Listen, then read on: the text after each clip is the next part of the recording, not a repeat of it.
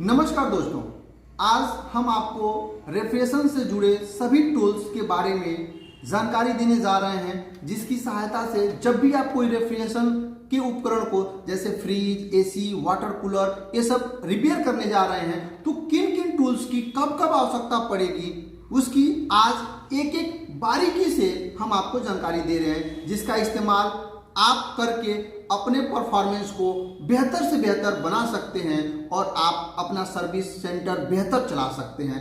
आइए हम एक एक भाग के बारे में देखते हैं और जानते हैं।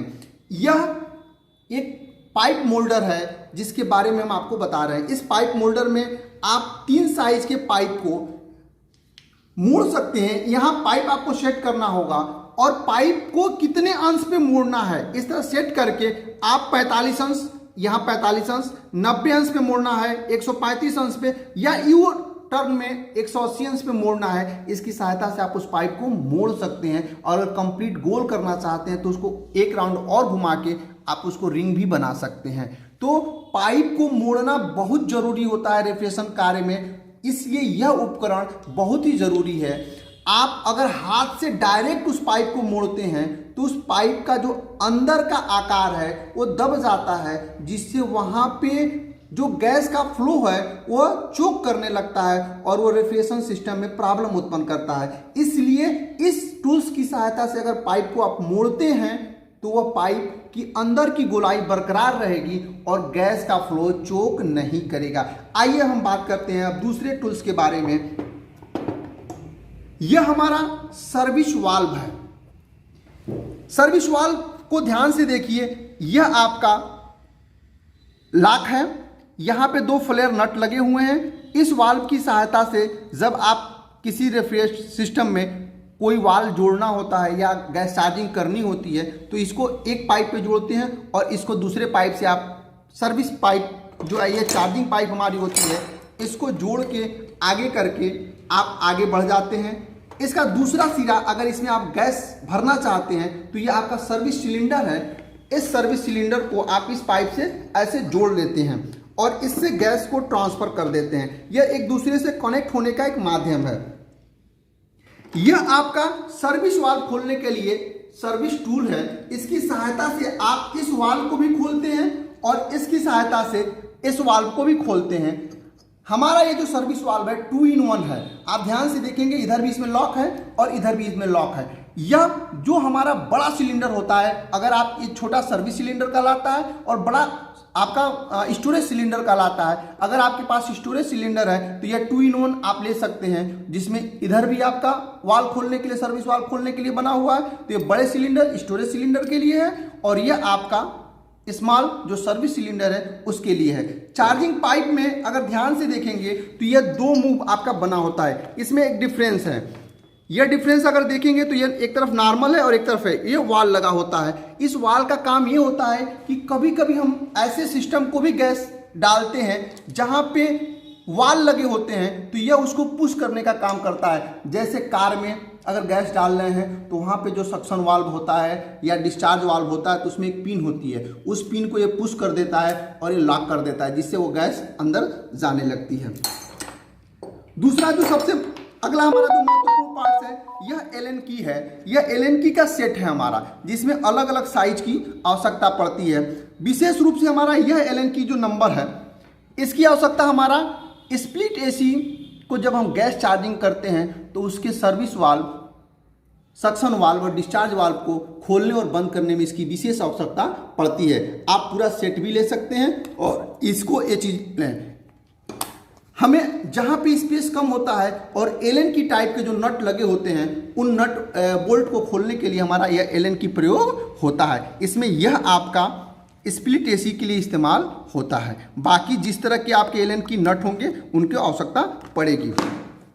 इसको बोलते हैं ट्यूब कटर। पाइप को आसानी से काटने के लिए यह ट्यूब कटर का प्रयोग किया जाता है। इसमें एक कार्बन का ब्लेड लगा होता है जो उस पाइप को धीरे धीरे, आपको अगर जिस पाइप को काटना होता है उस पाइप को ऐसे आप इसमें यू आकार में फंसा देते हैं और इसको धीरे धीरे ऐसे मूव करते हैं और जब एक राउंड मूव कर जाता है तो इसको फिर इसको टाइट कर देते हैं और ये मूव करते जाते हैं, ये बढ़ता चला जाता है। इस तरह आप इसको मूव करते जाएंगे और ये कटता चला जाएगा। आप इस तरह पाइप को कट कर सकते हैं। पाइप कट करने के बाद इसको जहां जोड़ना हो, इसको फ्लेयरिंग करने की आवश्यकता पड़ती है। उसके लिए हमारा एक फ्लेयरिंग टूल होता है।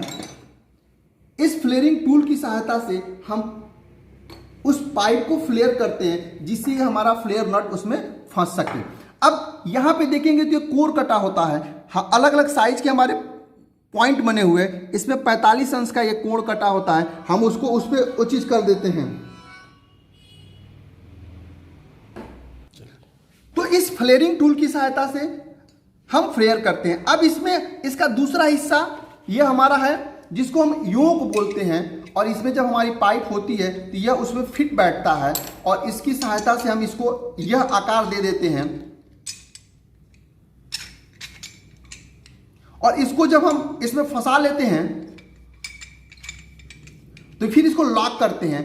लॉक करते समय एक सावधानी आपको बरतनी होती है। इस पाइप को आप एक ही बार में टाइट नहीं करते हैं, स्लो मोशन में टाइट करते हैं, जिससे कि हमारी कॉपर की जो पाइप है वो फटे ना और उसका आकार सही बना रहे। इसी का एक हिस्सा और है, इसके हम दूसरे साइड से हम स्वीजिंग करते हैं। तब हम इस योक के इस वाले हिस्से को बाहर निकाल देते हैं और जब हमें पाइप को स्वीजिंग करना होता है तो हम इसमें यह हिस्सा जोड़ देते हैं और इस हिस्से की सहायता से हम उस पाइप की स्वीजिंग कर देते हैं।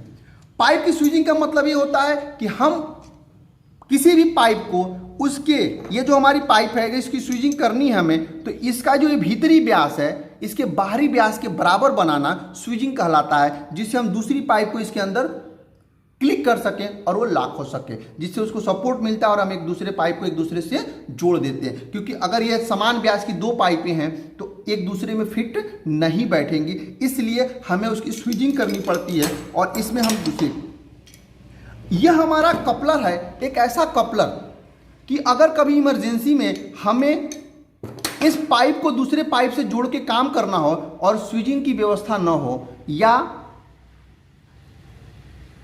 फ्लेयर करने की हमारे पास फ्लेयर टूल ना हो, इमरजेंसी में हम इसमें इसको लॉक कर देंगे।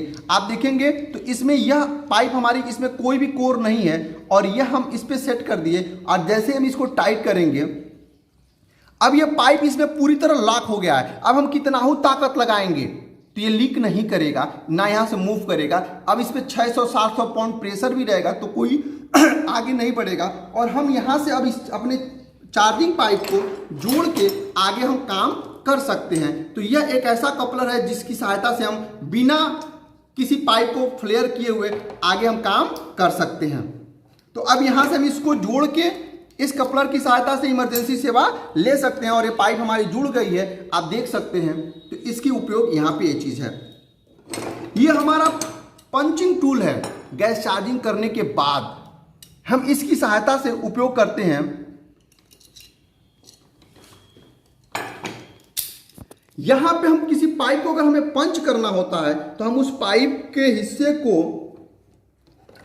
यहां अगर गैस चार्जिंग की इसको इस पे लॉक कर देते हैं और वहीं पे इसको अगर हम पकड़ के छोड़ देते हैं और ये लॉक कर देते हैं इसको, तो वो उसी पे अटका रहेगा और आपकी पंचिंग जो है कंप्लीट हो जाएगी।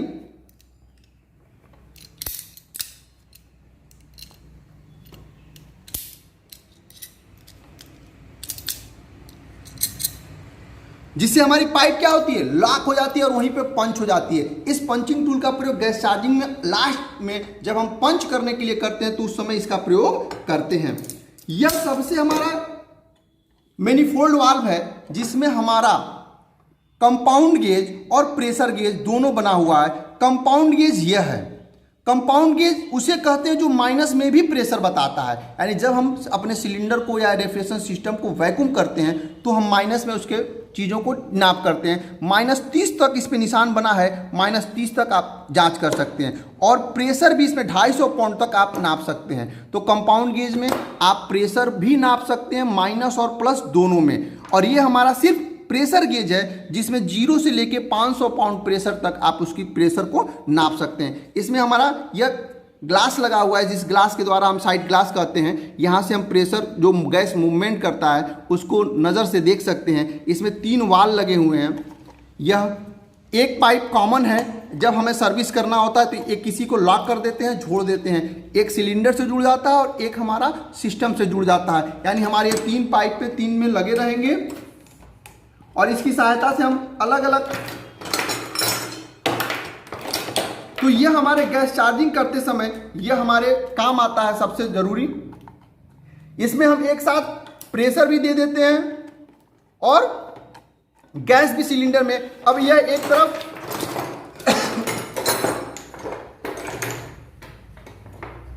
अगर आप ध्यान से देखेंगे तो ये हमारा एक लाइन सिलेंडर में जुड़ गया और अब यहां से इसका सेंटर पॉइंट हम उस सिस्टम से जोड़ देंगे जिस सिस्टम को हमें गैस चार्ज करना होता है। इस तरह हम इसका उपयोग करके बहुत ही आराम से, हमें बार बार पाइप बदलने की आवश्यकता नहीं पड़ती है और इसकी सहायता से हम उसका उपयोग कर लेते हैं।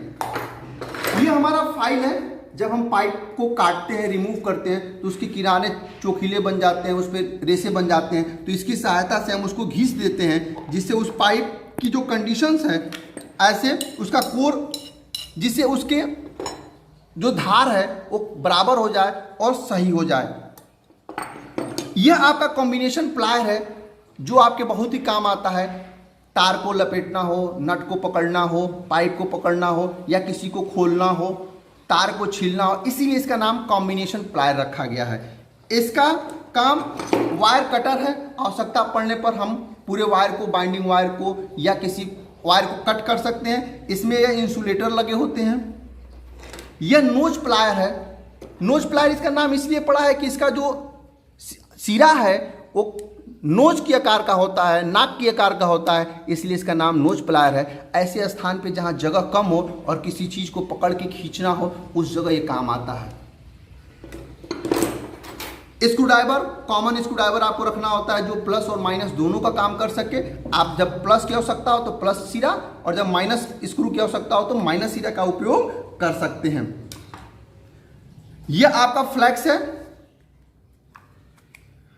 इस फ्लैक्स की सहायता से आप जब वेल्डिंग करते हैं तो आपको flux, bridging rod, welding gun, इनकी आवश्यकता पड़ती है। अब इससे आप जब इस ब्रिजिंग रॉड को गर्म करते हैं तो कोई भी चीज जलती है तो कार्बन बनता है।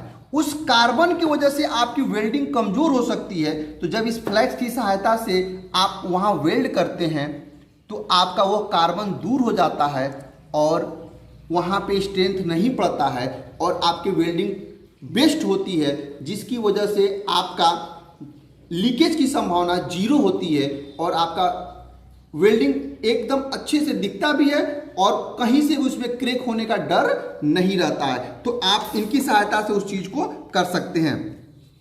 इसको बोलते हैं टेफ्लॉन टेप।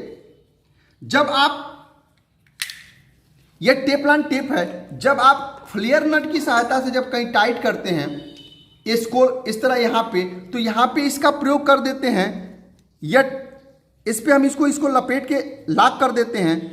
इससे फायदा ये मिलता है कि अगर यहाँ पे जरा सा भी संभावना है, क्योंकि हम एक प्रेशर पे काम करते हैं, इस तरह इस टेफ्लॉन टेप को लपेट देते हैं और यहाँ पे जब इस हम फ्लेयर नट को टाइट करते हैं तो इसके चूड़ी के बीच से जो लीकेज की संभावना होती है वो 9 के बराबर होती है, क्योंकि हम रेफ्रिजरेशन सिस्टम में जरा सा भी लीकेज एक्सेप्ट नहीं कर सकते। क्योंकि अगर माइनस में भी लीकेज है तो वह 2 दिन, 4 दिन, 10 दिन बाद सिस्टम से गैस उड़ जाएगा और कूलिंग धीरे धीरे 0 हो जाएगी।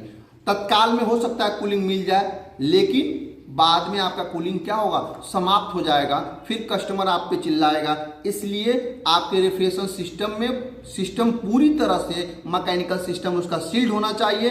कहीं से भी जरा सा भी लीकेज की संभावना नहीं होनी चाहिए।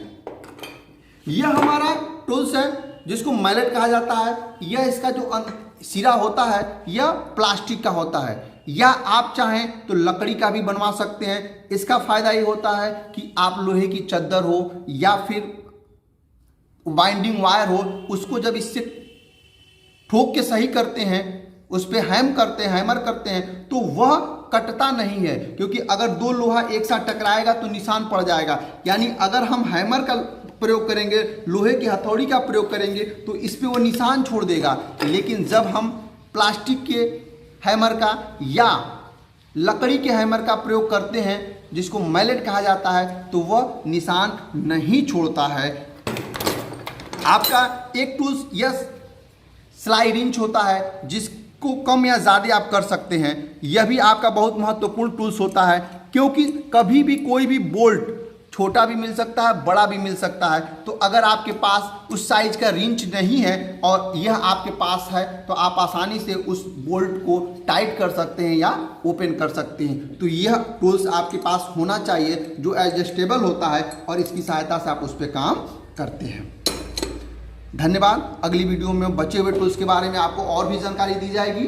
तब तक के लिए हमारे इस वीडियो को देखिए और अगले वीडियो का इंतजार करिए। धन्यवाद।